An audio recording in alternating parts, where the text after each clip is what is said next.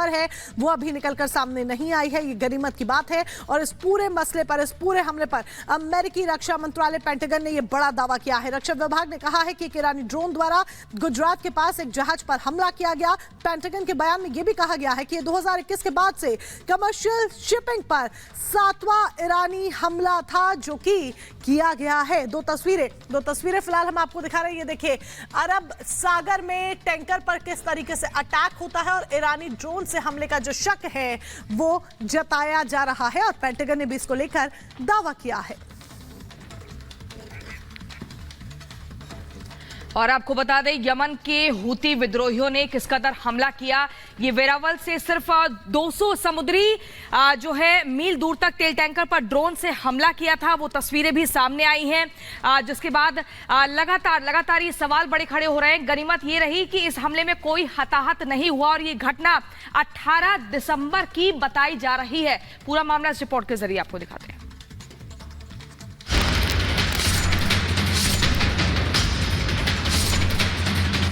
Saudi अरब से निकला जहाज अभी गुजरात के वेरावल तट के करीब ही पहुंचा था कि जहाज को निशाना बनाया गया, वो भी ड्रोन के जरिए। दावा किया जा रहा है कि अरब सागर में भारत की ओर आ रहे एक जहाज पर हूती विद्रोहियों ने ड्रोन से हमला किया है। ड्रोन की बमबारी से जहाज के एक हिस्से में आग लग गई।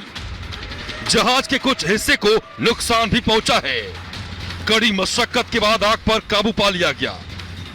बताया जा रहा है कि जहाज में 20 भारतीय कर्मचारी सवार थे और सभी भारतीय सुरक्षित हैं। हूती विद्रोही ईरान की शह पर कूद रहे हैं। ईरान को रशिया साथ दे रहा है। रशिया चाइना को अपना दोस्त समझ रहा है। हूती विद्रोहियों ने लाल सागर में पिछले कुछ दिनों से हर कॉमर्शियल शिप के ऊपर अटैक करना प्रारंभ किया है। अमेरिका ने 20 देशों के साथ एक नेवल टास्क फोर्स वहां बना दिया है। अब अरब सागर के अंदर एक कॉमर्शियल शिप जो भारत आ रहा था और जिसका संबंध इजराइल से बताया जाता है, उसके ऊपर हूती विद्रोहियों ने एक ड्रोन से अटैक कर दिया है। हूतियों की हिमाकत के बाद भारतीय नौसेना ने अपने युद्धपोत को रवाना कर दिया है। इंडियन कोस्ट गार्ड के 7 हेलीकॉप्टर से भी निगरानी की जा रही है। कोस्ट गार्ड ने मदद के लिए ICGS विक्रम को रवाना किया है। जहाज पर हमले की सूचना ब्रिटेन के मैरीटाइम ट्रेड ऑपरेशन संगठन ने दी है। ये संगठन समुद्री गतिविधियों पर नजर रखता है। बताया जा रहा है कि जहाज का इजराइल से संबंध है, इसलिए हूती विद्रोहियों ने जहाज को निशाना बनाया।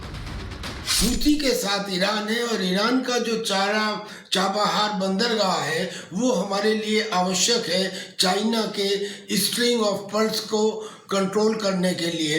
लिहाजा इस समय हमारी समझ में ये ठीक रहेगा कि हम बजाय किसी डायरेक्ट कन्फ्रंटेशन के इजराइल को एक्टिव करना इवेंट्स ना से ही कम से कम टैसिट अप्रूवल अवश्य दें। लेकिन भारत के एक्शन से हूती विद्रोहियों में हड़कंप मचा हुआ है और वो भारत की जवाबी कार्रवाई से बचने की जुगत में है।